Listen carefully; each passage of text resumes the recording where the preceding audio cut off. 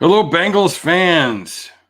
Welcome to Cincy Jungle's live pregame tailgate brought to you by our good friends at Narragansett.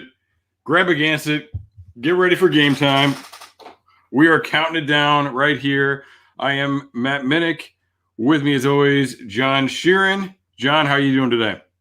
I was having a pretty decent morning, and then I learned that the Bengals are charting out 3 cornerbacks against Tua Tagovailoa, so that just made me want to crack open my own Gansett. Get your high neighbor ready for this game. Yeah, we will see. We'll see how that goes. I mean, I don't know. I mean, it's interesting because obviously Tua's Tua's a high level talent, but he's a rookie. He's only played in a couple games so far, and he had a few little slip ups in the second one. So hopefully, that gives them a little something. A little bit of an advantage there. So we're getting you ready for the kickoff against the Dolphins. Anthony Cosenza will be joining us later. We'll also have a fan of the week coming on, but right now, just kind of talking about this matchup. It's interesting because you mentioned Tua. And last September, beginning of October, we were looking forward to the Bengals Dolphins at the end of the year, and that was supposed to be the Tua Bowl. Tua gets hurt, Burrow goes ham on the entire NCAA, and it became the Burrow Bowl. Obviously, the Dolphins won it, but the Bengals came on top of the draft, at least. So now we were seeing this as the Burrow versus Tua, and unfortunately, we're gonna have to wait on that. We're not gonna get the game that we all wanted. What do you think? Like at the end of the day, the Dolphins got the quarterback that everybody wanted at the beginning of the season. What do you think of where these two teams have come since the last time they matched up? Well, I mean, we talked about this 2 weeks ago when you filled in for Anthony on the weekly show. Like this is this is the example of what producing and establishing a winning culture can do, and what the inverse of it is. Because right now, the Dolphins are exactly where the Bengals want to be, with a second-year head coach with playoff aspirations and a roster that's kind of just meshing together, and everything's coming together under a coach that has a clear direction and a staff that believes in that, and that the players and the coaches are on the same page, and everything's synced, and everything is just clicking. The Dolphins have won 6 out of the last 7 games, and going back to when they started 0-7 in 2019 or whatever, they've won like 12 games because they finished the last season with 5. And they still ended up with the quarterback that they wanted. And now part of that was maybe more so luck because of what happened with Tua's injury. But still, like the plan ended up working out, and they supplemented what was on the roster with talented guys from free agency, and they just kind of made it all click. And with the Bengals, they got the guy that they wanted too, but they didn't really take that next step, right? The coaches obviously have shown their immense flaws in year 2. The roster unfortunately suffered injuries, and the guys that they signed and developed to replace those guys in injury, they haven't obviously been good. And then their quarterback goes down because their offensive line is crap. So right now you just have two teams looking at each other like, it's yin and yang. It's the pretenders and the contenders. And if the Bengals ever want to get where they want to go, they need to start it like the Dolphins have in this past year. So, there's a lot of lessons to be learned, but it's also kind of ironic because a lot of this coaching staff came from the Dolphins originally a couple years ago, and they're obviously very familiar with that ownership and power structure there. And it's just interesting to see how the two organizations have now found themselves to where they are now. Well, first off, happy birthday, Dave. Yeah, Dave. We got a hi from Scotland over here. Chad's conflicted, want the Bengals to win, but also want Penny. And I think we all are a little bit. But what John just said something there that I think was great. Like the Dolphins, things worked out. Like they figured out, like they learned how to win. They put together some wins, and then things worked out, and they got the guy they wanted. Now it's not always going to go so cleanly as that, but you gotta try and win. Like you gotta build that. I mean, it's the same sort of thing if you're just in the outskirts of the playoffs, and if you've been on a reasonably competitive team at any level, you've probably heard coaches say this, like, we got to win our games. Don't worry about all the teams that have to lose for us to get in the playoffs. Just win our games. I mean, I think it's the same sort of thing here. Like, you got to win. You got to focus on that. And I don't know. Penny hasn't played all year. Like, maybe that ends up pushing guys down a little bit. Maybe not a lot, but maybe people aren't going to take him in the top 5 because they're uncomfortable with that. Maybe Slater ends up being the top guy, or maybe we prefer Slater at the end of the day from Northwestern. So they're going to have a pretty good pick, and I was looking at it today, and I kind of broke down a lot of different things. I looked at really everybody who has 4 wins or less, and their where they're at for the rest of the year. I mean, if the Bengals win 2 games the rest of the year, they're still going to have a top 10 pick. There's going to be a good tackle there if you want a good tackle. There's probably going to be a good edge rusher there if that's what you want too. So I think losing to Washington and New York put us out of that position where I think early on people were talking about Penny, and I was like, there's no way we're going to get him. And because in my mind, I thought they were going to win those 2 games, and I thought they were probably going to be like picking 12th or something. But now I think it's hard to see them playing their way out of the top 10 in the draft right now. Like, they're going to get a good pick. It's going to be okay. And they're not going to get a higher pick, because I hear people talking about that too. I mean, that'd be, I don't know, like maybe the Jaguars will surprise us or something, but the Jaguars and the Jets have pretty tough schedules remaining. I actually tweeted this earlier, week 14 and week 16. Like, that's what it's going to come down to, because there's a ton of matchups between those teams that are 4 wins or less. I mean, it's crazy, but it's also going to come down to who wins the NFC East and goes to the playoffs. Because every team in the NFC East could go to the playoffs or could be picking top 5 right now. Like, it's insane, but it's true. So we'll see. And some of that comes down, like the Bengals have matchups with the Texans and the Cowboys, who are going to be in competition in that spot. So a lot of it comes down to those things as well. But so that's my thought on it. Like we said, 2 different directions, but you gotta focus, you gotta move forward. I think the other thing where they're kind of opposites is when you watch the Dolphins, and I watched a bunch of Dolphins film this week, and I actually went through. I don't normally watch games, like I watch film. I watch the coaching film, but I actually watch the games and kind of like to get like the game flow and stuff too. They know how to win. It's not that they're really good. They just know how to win, if that makes sense. I mean, is that offense that talented? They got Devontae Parker. I don't think that offensive line's that good. I don't think they have a ton of play. Like, the defense is good. Don't get me wrong. But I mean, I think they're accelerated. They're pushed up by the fact that they know how to do what the Bengals don't, which is make the 3 or 4 plays that really matter at the end of the game. And really matter in key situations. And like the Dolphins are incredible at that. They know how to win these tight games, but they're also playing in pretty tight games, and they've lost some games to teams that aren't very good. So I mean, I think you hit the nail right on the head. I think they're at a point in their roster. Their roster isn't there yet, but they're learning how to do things, and they're overplaying their roster right now. Obviously, they picked up some key free agents, but when we talk about the contrast between the two, people talk about how they sold out and got the draft picks. Those draft picks haven't amounted to anything yet. I mean, right now, the Dolphins would be a much more talented team right now if they had Laramie Tunsil and Minkah Fitzpatrick than the guys they drafted, and Kenny Stills too. Like, that'd be a much more talented team than what they have, what they drafted. Like, those guys are young; they'll come around. But so right now, I think it is about that culture, and about how their coaches are putting them in positions, and how they're come along as a team. To me, and what I remember is that, like, when people or when they first traded for those picks, like the initial inclination was they were going to use them to leverage like a trade up in case they fell out of like the top 3 or whatever in order to get the quarterback, and they didn't need to do that, so they just used those picks to acquire talents for the future.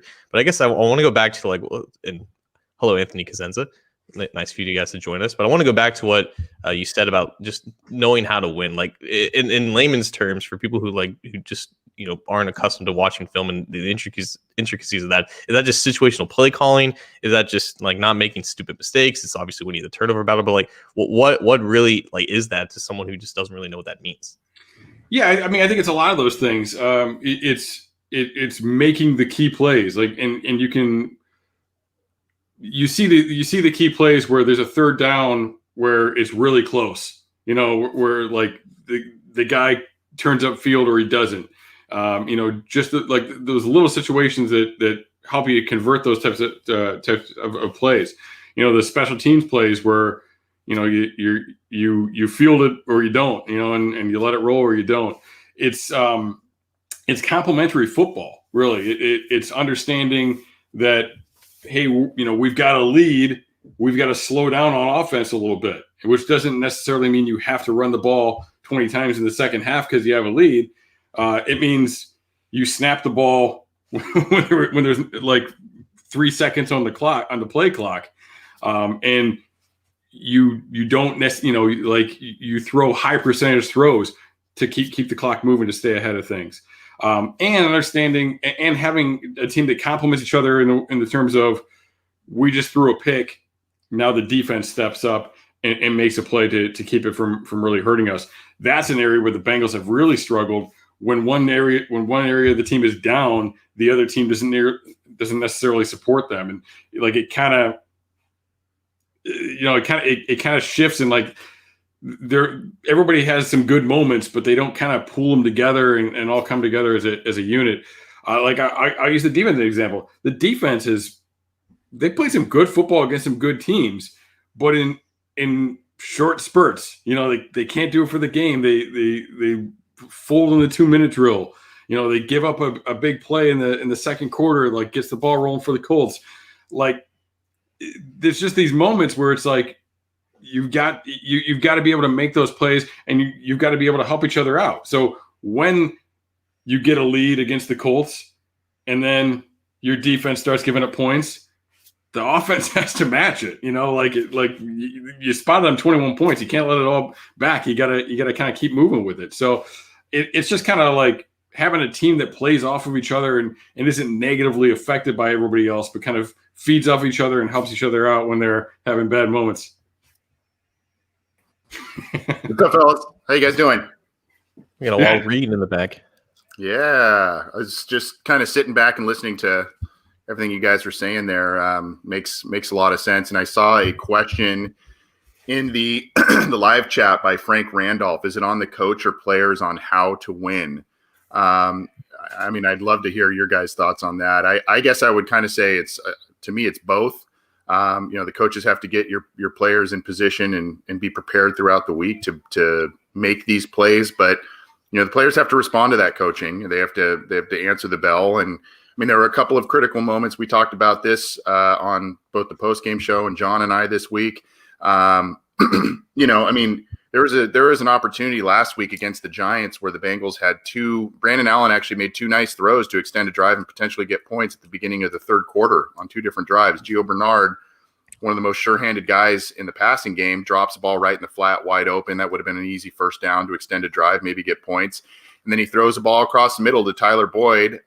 Crowded situation, tough catch to make, but we've seen him make that catch, tougher catches far often, and they didn't respond. So, I mean, I personally kind of think it's both, and your players respond well in tight situations, in clutch situations, when they know they're well prepared throughout the week. That's my stance on it. But I thought that was a good question by Frank in the live chat there. Like, if it's not a lot on the coaches, then like what is the coach there for? Like why do you go out and get a guy that you're confident in if that's not one of his main responsibilities? It starts from him, and obviously it has to trickle down to the players, and that mindset has to be infectious. and it has to just resonate throughout the season.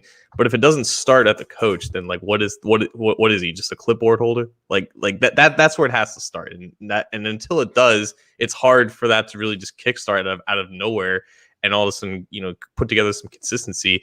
And then the mistakes keep coming if the losing keeps continuing. It's just a mentality mindset thing. Like at that point, so I would probably put it at the coach to start, but also you can't the players have to be accountable to some degree because these are still professionals and this is still their job to do. But it has to start with the coach, I think. Yeah, definitely. Because I mean, look, this is a weird year. Nick Eason's not going to be there coaching the D line this week. And obviously the Bengals have missed a lot of their coaches. None of the coordinators nor the head coach have missed a game, though. But you look at the Burrow situation, and that's your answer. People like last year when we were talking about this, we're like, they need to learn how to win. And, and some people were saying, well, Burrow will teach them how to win. Well, now it doesn't work. Maybe they won the games they won. Maybe they were in the games they were in because of Burrow. But it ain't working anymore. He's not there. So, I mean, that's why I think it has to start with the coach, because that's the consistent factor. And really, as a head coach, that's got to be what you're doing. You're putting the team in position to win. You're adding emotion to the situation, and you're dealing with situational football with intelligence. Those are the most important things. It's an add-on. It's a benefit. Zach Taylor's calling plays.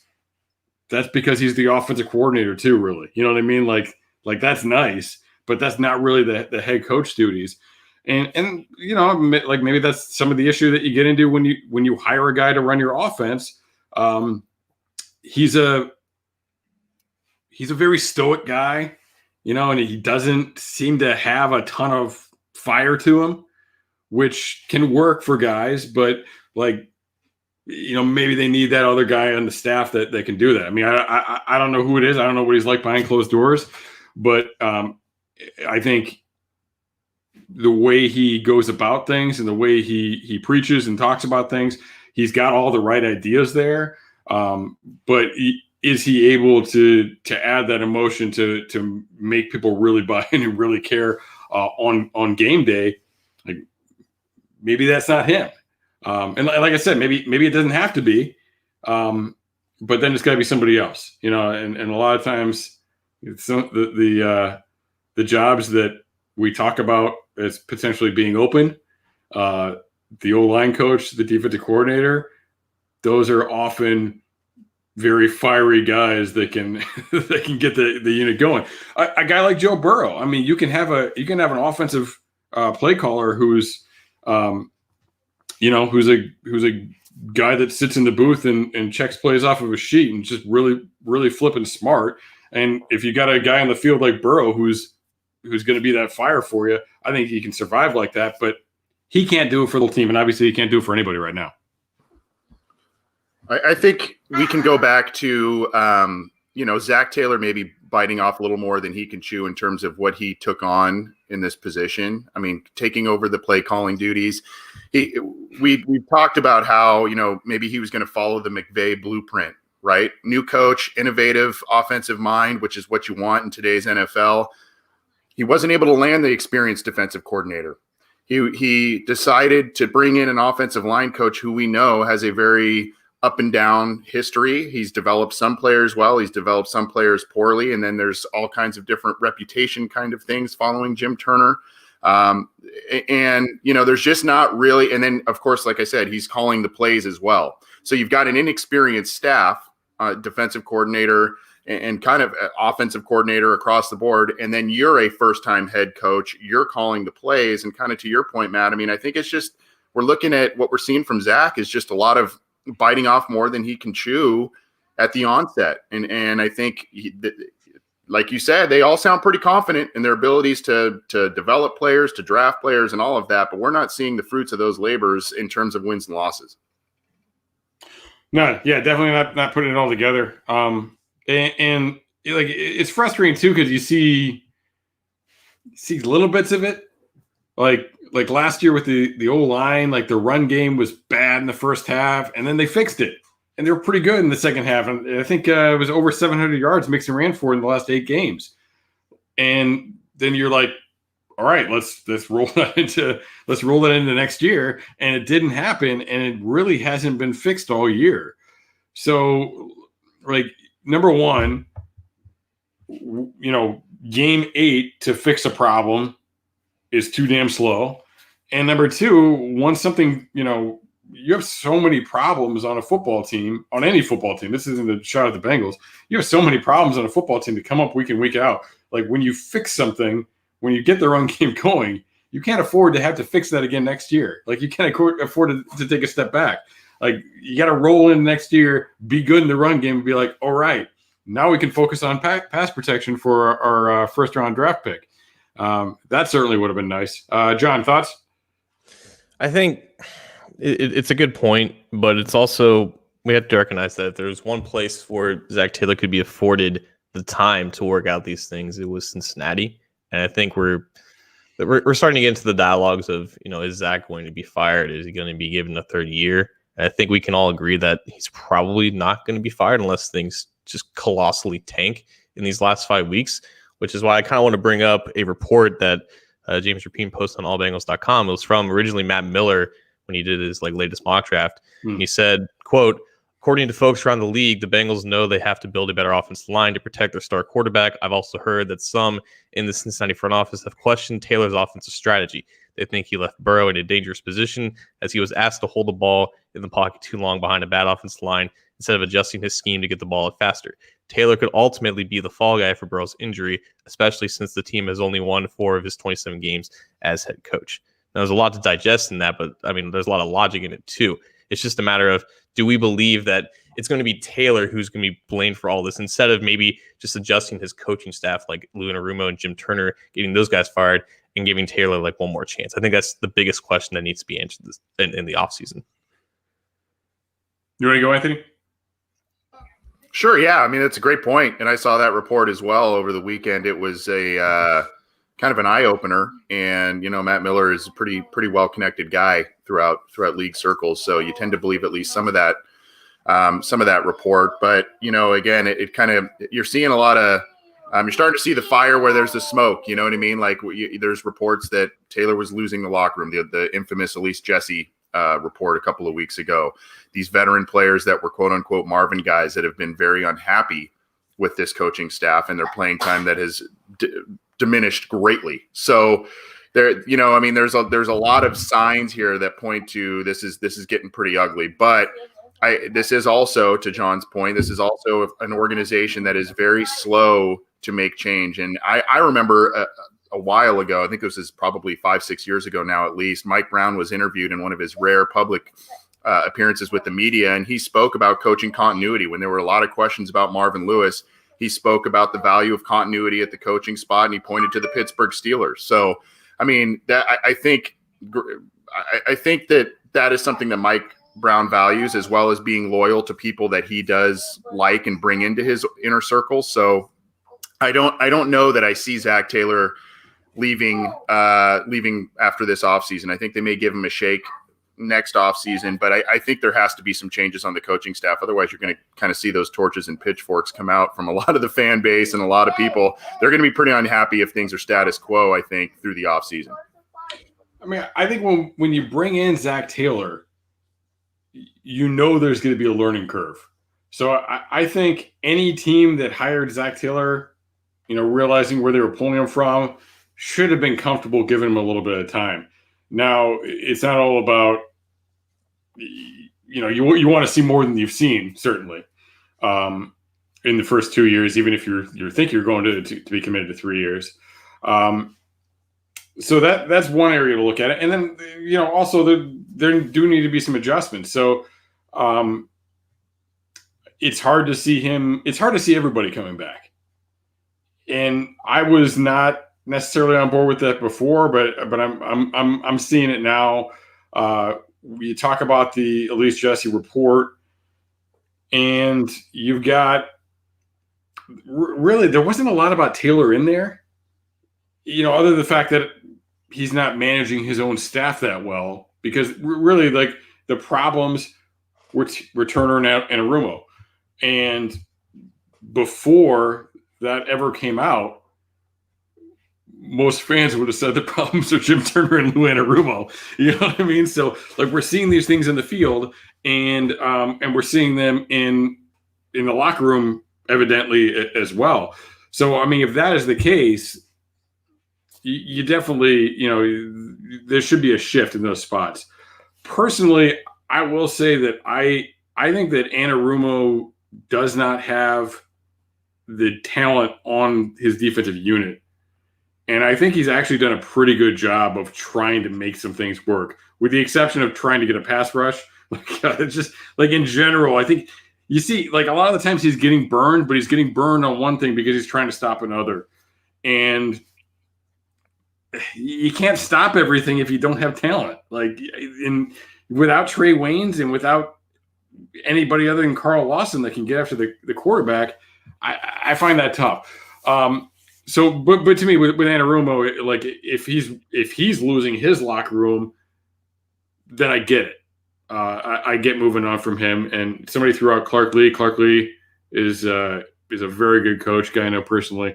Khalid Kareem's coach, at Notre Dame. So I was going to hold on to it, but I'm going to throw out a name. Jim Leonard, Wisconsin. Former NFL safety. Oh, yeah. Those Wisconsin defenses are really good. I'm a big fan of bringing in college coordinators because college coordinators see more of the stuff that's becoming regular in the NFL. And with his NFL pedigree already too, I think Jim Leonard, I think could be a really good coach. But maybe this gives you an opportunity to bring in some of those more experienced guys. This is a different job. Whether we're talking about Zach Taylor's job or we're talking about any of the coaching staff, this is a different job than it was 2 years ago. Because 2 years ago they had the 11th pick and they had Andy Dalton. All right, they didn't. And right now the jobs that are available. People poo-poo the Houston job because of their cap and their roster, but they got Deshaun freaking Watson. Like that's a good job because you got the quarterback. You got a guy who's arguably the second best quarterback in the NFL, and he's freaking young. So that's a good job just for that. The Jets have a lot of issues. Wait, is the Jets open? No, the Jaguars. Sorry, Jaguars are open. Jets probably will be, but the Jaguars have a lot of issues. And like one of those two jobs, you take them because you can get Trevor Lawrence, you can get the Ohio State guy. I always forget his name. I always want to say J.K. Dobbins, and that was the running back. But he's like, you know what I mean? Like if you're in a position, if you have a quarterback or you're in a position to get a quarterback, that's automatically a better job. So if they moved on from Taylor, they're going to have a lot better candidates than they've had the last time around because of the opportunity to coach Joe Burrow. And if you move on from anybody else, if you're a defensive, like it's a little different with like a Wade Phillips, because Wade Phillips probably has no plan to ever be a head coach in the NFL again. But if you're if you're Jim Leonard, right? If you're Jim Leonard, maybe 2 years ago you wouldn't take the jump to the NFL for the Bengals because you're like, I don't know about Cincinnati. But now you're like, they got Joe Burrow. If I can get that defense going, we're going to the Super Bowl, and I'm going to be an NFL head coach. So, like the candidates you can get are a lot better now. It across the board.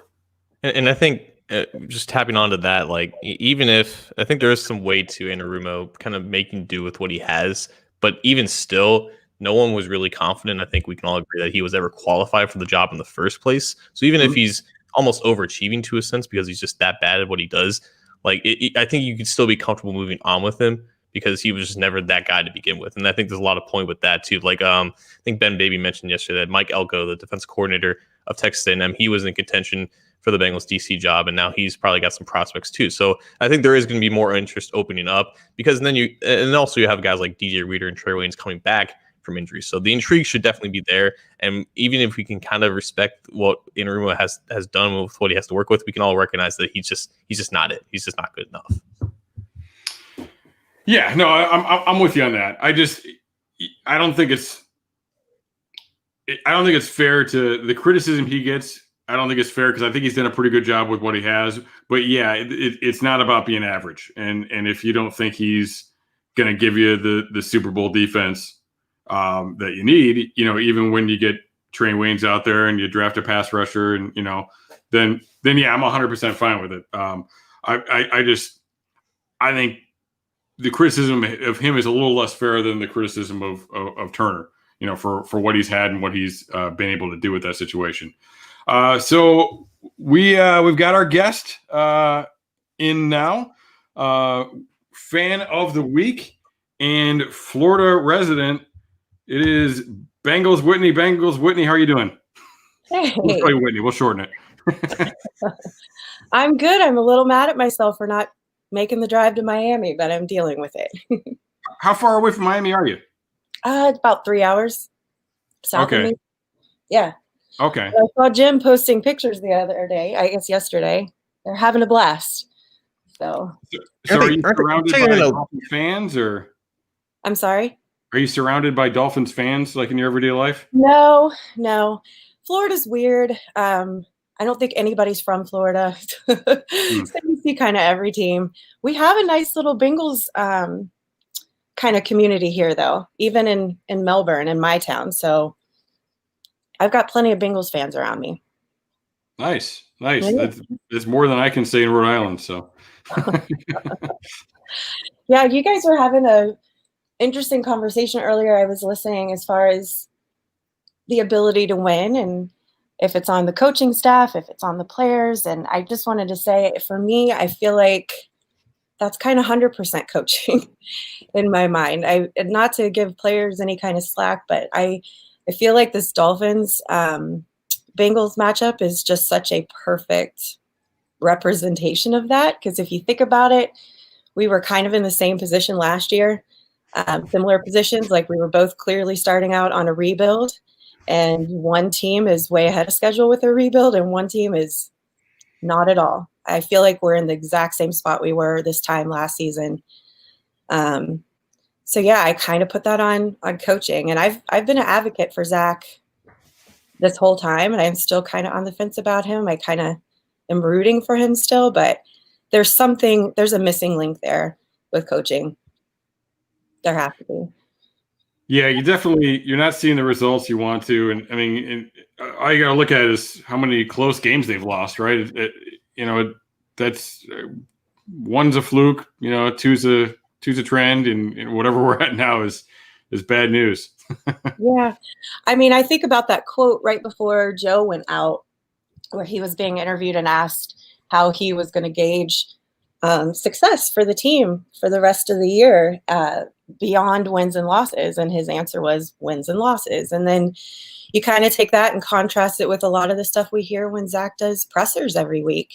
I think that's one of the frustrating things for the fans. He sounds wildly optimistic for where we're at sometimes, I feel like.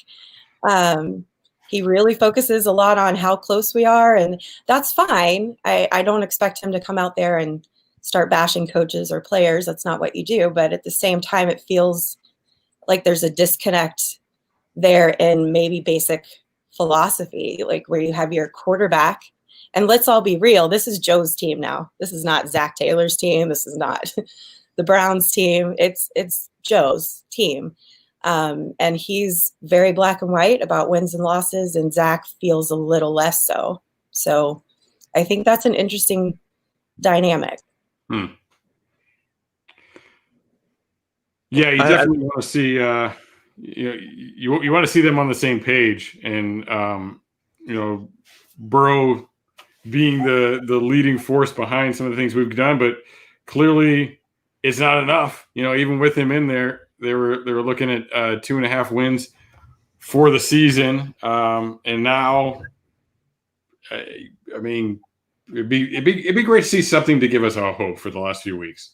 Like, I know people are looking for the draft, but I mean, like, does anybody I don't think people had faith that this team could come back in games for the last 3 or 4 years, and Burrow gave you a little bit of that, and now without him,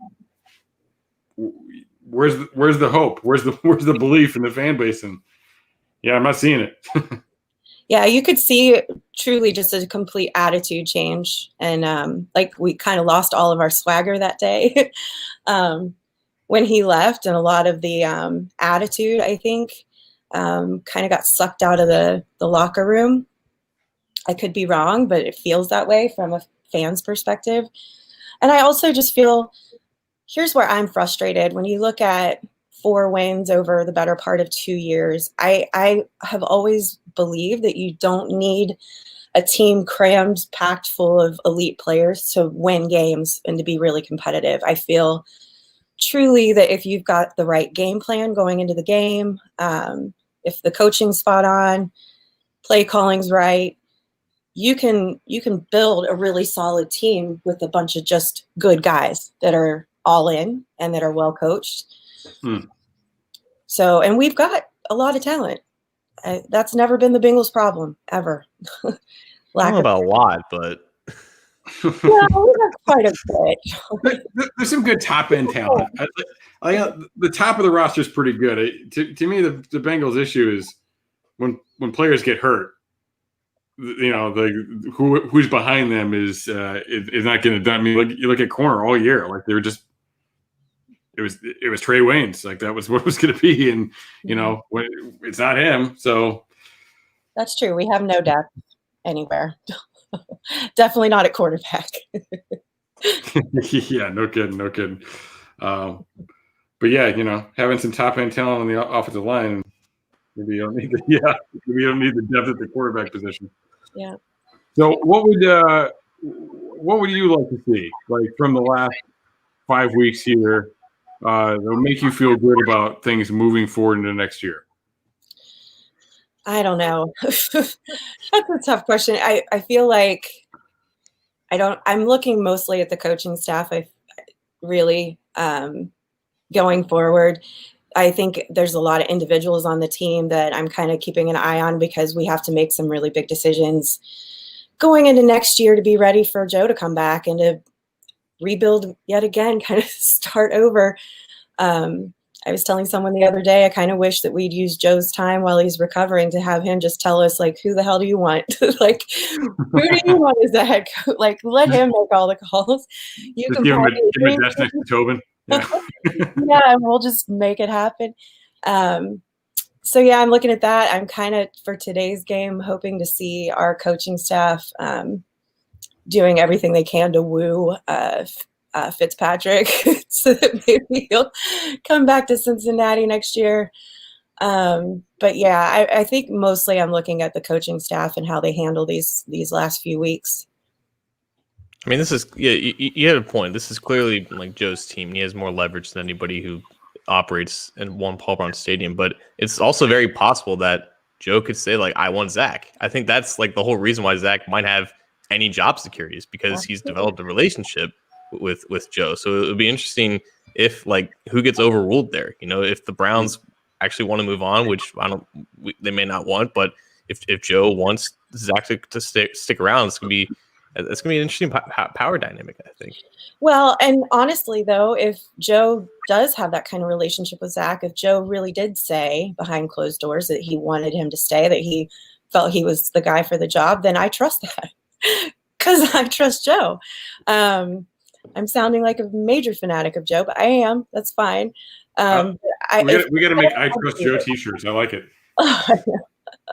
I do, though. I do trust his opinion. And at the end of the day, if we're not doing everything we can to set him up for success and milk every little bit of talent and ability that he has going forward, then we're insane. So if that's the guy that he feels comfortable moving forward with, then I'm all for it. But by the way, I don't think Zach's going anywhere. I don't have any inkling whatsoever that he will not be our coach again next year, no matter what happens, because I do believe during the interview process, Katie and company really bought into the picture he painted and what his overall philosophy and vision is for the team.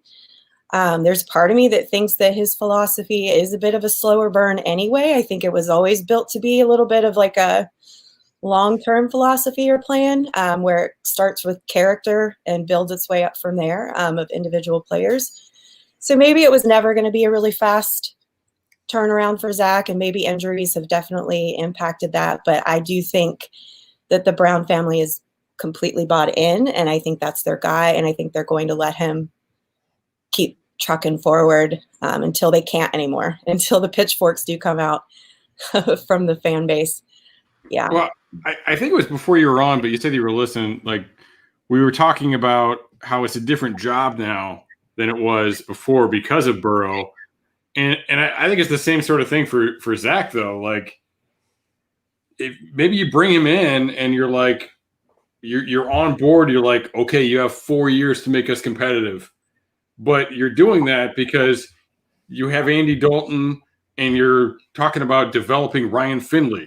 You know what I mean? You don't have the expiring rookie contract of Joe Burrow that, in today's NFL, you got that rookie dude quarterback. Like, you're thinking we got to build around him and this is our shot before we got to spend, $100 million on this guy or something. Well, you were spot on too earlier.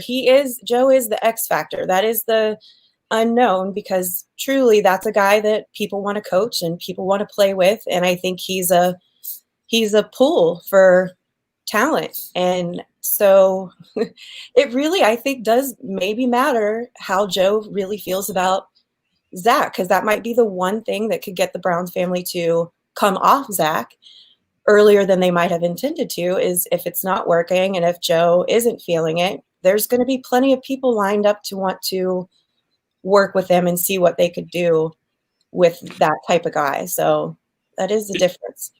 You make an interesting point there too. And like, not just Joe, and obviously Joe's the guy, but you look at this whole draft class. I mean, I forget how many it was, but like, I think 6 out of the 7 were team captains. There were like 4, not just Joe, but like 3 other guys who were coaches' kids. I off the top of my head, I know Davis Gaither and Khalid Kareem were coaches' kids. So I feel like everybody, but guys were winning programs too. A coach's kid or a team captain, if I remember correctly, from our draft class. Yeah. I mean, and these guys are like, these are winners. Like, the reason I have a little bit of, like, it makes me nervous saying we're going to trust this quarterback that we just drafted to essentially choose our head coach in the direction of our franchise. But, I mean, if it's a guy like Tua, if it's a guy like Joe, I trust it, because I think those guys know how to win, and they've been around winners, and they've seen, good staffs. They've seen, championships. Higgins, the same sort of deal. Like, he came from a great program as well. Like, so they're putting these guys around them, and to me, a lot of the names that we've seen associated with the negative stories about the coaching staff have been the past guys. And like, I get that Hakeem Adeniji might think he's going to get cut if he says something bad. But Joe ain't getting cut. T ain't getting cut. Logan Wilson's probably in a pretty good position too.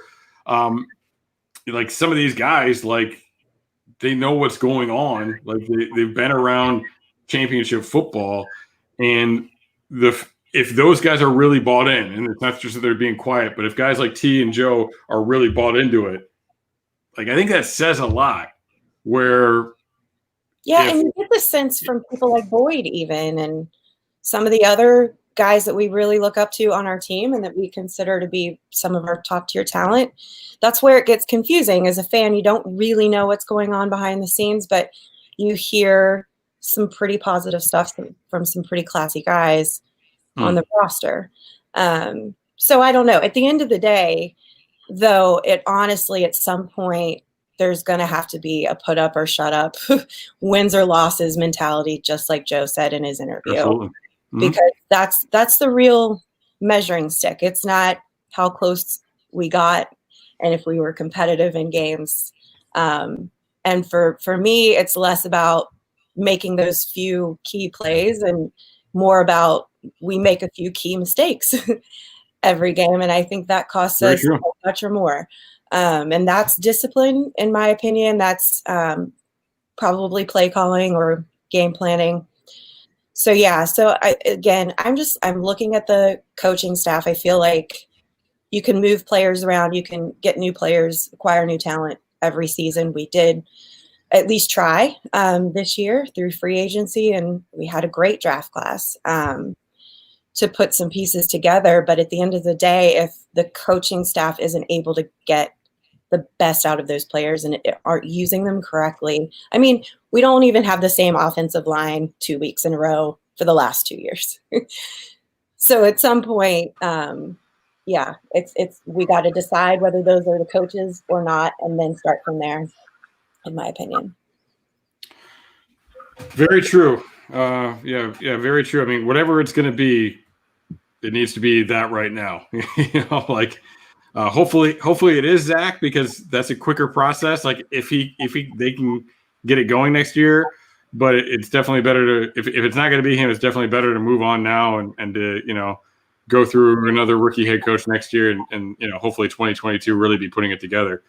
Well, Whitney, it is about 15 minutes to kickoff, so we should probably let you go. You got to. Do you want to do a score prediction for today? I don't want to put you on the spot with the way things are going. Nope. No, I don't.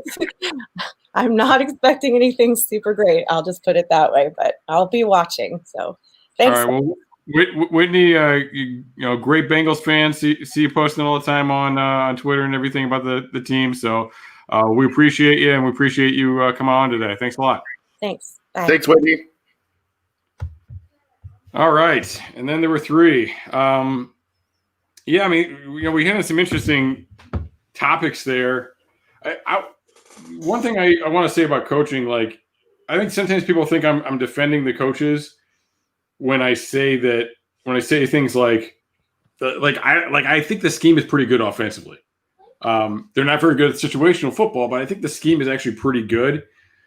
I do think maybe they don't have as many yards of separation as other guys, but I think for the most part, their receivers open, they have chances to make plays work.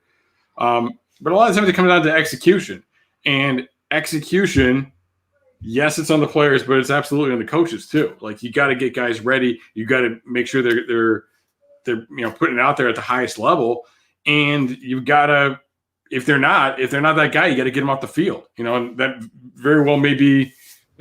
It sounds kind of like that. Seems like that's what's going on with John Ross. Why we haven't seen him even before he was on IR. Why we weren't seeing him is because he wasn't going up for those tough balls and and fighting for things the way he needed to.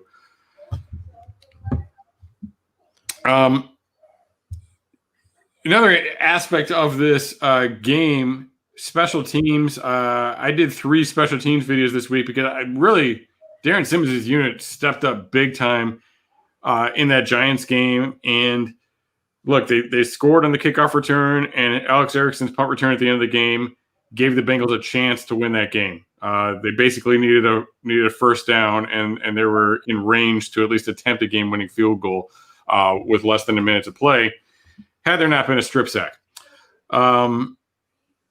This is going to be an interesting game because the number 1 punt returner in the league is Jakeem Grant from the Dolphins. So we'll see what that guy. Now we kind of get it on the other end. We actually have a special teams unit they can attack you. And how do you go about it? And making sure that Brandon Wilson's getting down there and making those plays, and he's not getting a big return. I believe only 2 punt returns for touchdowns this season in the NFL, and this guy's got one of them. I'm not 100% positive on this, but I believe when they played in 2018, he had a touchdown return against them. I think so. Jakeem Grant. Was he around then? I thought he was only a couple of years old. He joined in 2016. Yeah, I think. Okay. His second career touchdown return came against the Bengals back in 2018. So yeah, this guy's. I remember videos of him in Texas Tech's Pro Day, and he ran an unofficial 4.1 flat or something like that, in the 40-yard dash.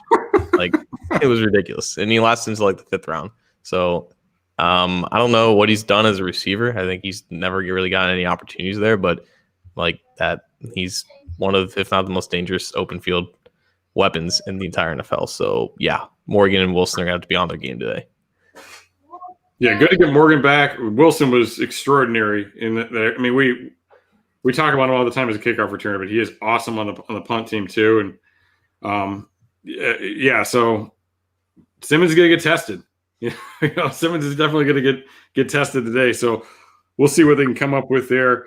Who do you think really needs to perform for the Bengals? Who's a key player that needs to step up for the Bengals to give them a shot to win this thing? I think going back to last year, I remember William Jackson did not have a great game against the Dolphins. I remember early in that game, he got burned on a deep route. And a lot of his bad plays, quote unquote bad, he's been tremendous this year. And the lack of pass rush has not done him any favors. But Bengals have 3 cornerbacks. And obviously, if one of the guy gets hurt, they're going to be kind of screwed there. And he needs to have a good game. It's 2 out there, and he's going up against probably Devontae Parker at wide receiver. And he's got 5 games left until he signs a contract in free agency. He's still playing for that next deal. He needs a good game in this game. They're not going to get a lot of favors from their pass rush because it's the Bengals pass rush. But I think he just needs to step up and just avoid getting beaten deep, because he's gotten beat deep a couple times the past couple games. You mentioned the lack of depth at that position with Phillips not in there. A big factor of that too is, what's the temperature right now in Cincinnati, John? 80. It's 80 in Cincinnati? Oh, in Cincinnati is 35, 40. Okay, yeah, and it's 80 in Miami. Yeah, probably a lot more humid. I would guess a lot more. We should have asked Whitney what it was like down there, but probably a lot more humid. So, what happens if guys start cramping? Let alone an actual injury. I mean, we already saw that with the way they went into, was it the Steelers game they went into? And then, Mackenzie Alexander goes down and everybody else was already hurt. And that could get ugly. Anthony, what are your thoughts? Who needs to step up? Well, it depends on what you're asking. If you're asking who needs to step up this week just for the Bengals to potentially get a win, I would say a guy like Gio Brown to come to mind, just because you need to start taking some pressure off of Brandon Allen and find ways. They were not able to run the ball last week. And I think that was obvious. It was an obvious defensive scheme by the Giants to say, well, we're going to try and make Brandon Allen beat us. So we're going to go up against the run and have them try and beat us. And they were successful at that. Like you said, the Bengals special teams really kept him in that game, but Gio had that drop last week. I think he had 30 yards rushing, just not a typical Gio day wherein he is starting. So I think Gio needs to have a big day. The Bengals are going to have a chance to win and put up some points and be competitive this week. If you're talking about auditions maybe for next year and guys who need to, continue to play well for next year, I look at a guy like Davis Gaither. He had a really good PFF score last week. He's still kind of a rotational guy. And, that's a guy that you want to kind of hope that you can count on next year and move him around, kind of a movable piece, right? Maybe have him rush the passer here and there and play in space. But, that's a guy I kind of want to keep an eye on these last few games, especially with Josh Bynes on a rental 1-year deal. That linebacker group may look a little different with these new guys that they brought in the draft class. So I guess I have 2 different answers based on kind of how you're framing that question there. Well, Whitney says the weather's fine down there, so I guess it's not too humid, so that won't be the issue anyway. I agree with you. I think I'm not saying the Bengals can do it, but I think you can run the ball on this Miami Dolphins team. I think they're much better pass rushers up front than they are stopping the run. So in a way, this could almost be a get-right game for the offensive line and for the run game to get going. I'm not saying they'll do it, but this does have the potential to be something like that. I like that. I'm gonna step the other direction though. I'm gonna be different from you because I like the Gio answer a lot. I'm gonna say T. Higgins just needs to ball out.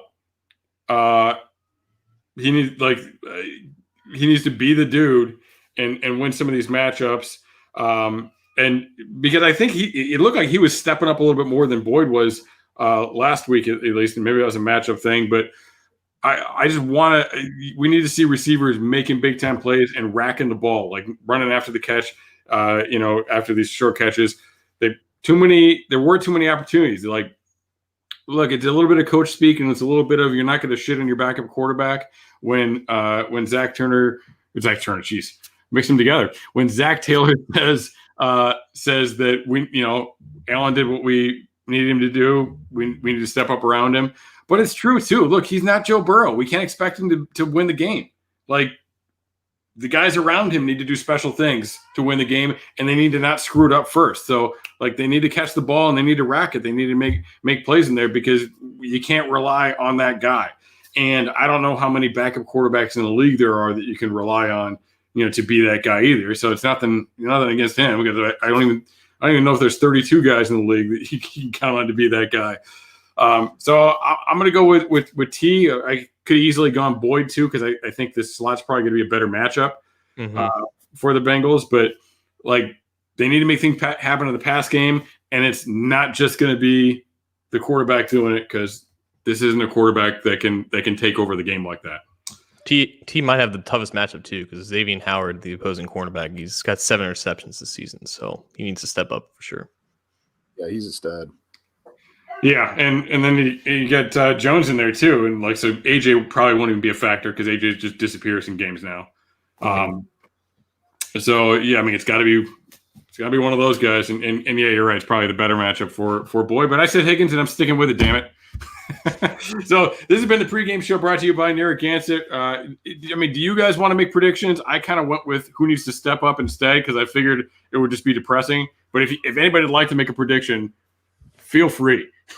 I predict my heart rate will be a lot more calm this time than it was last year when these two teams played. Yeah, I don't really have I think that earlier in the week, Miami was a 11-point favorite or something, right? I think it could be very close to the Bengals may cover that, but it won't be by much is kind of where I'm at with that. And again, it's unfortunate what this game could have been this year. This could have been Tua versus Burrow in a fun game against, with two emerging teams potentially, and it's just kind of taken a lot of luster out of the game, unfortunately. But got to try and see growth from these guys that are out there for the Bengals and plan for next year. Absolutely. All right. Well, again, thank you for joining us today, Anthony. You're coming back after the game for the post game. Yep. All right. So make sure you're coming back. Join Anthony after the game, and we will. All three of us will be pumping out some great content this week on Cincy Jungle and on the podcast. So make sure you are checking that out. And we'll see you after the game. Grab a Gansett.